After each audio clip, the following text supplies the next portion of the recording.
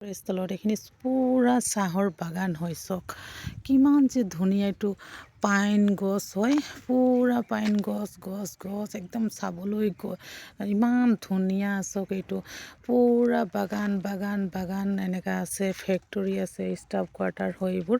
আৰু এটা ভিডিঅ' বনায়ে যাওঁ কেলে মানে আপোনালোকক দেখাম, তো সেইটো কাৰণে ভাবিলোঁ এটা ভিডিঅ' প্ৰস্তুত কৰিছোঁ আপোনালোকক দেখাবৰ কাৰণে।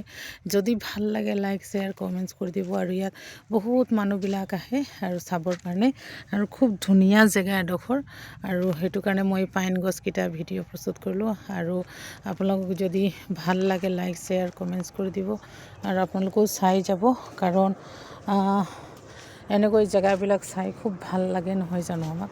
তো সেইকাৰণে মই পাইন গছৰ মানে পুৰা এইটো বাগান হয় এনেকুৱা লাগিলে শ্বেয়াৰ আৰু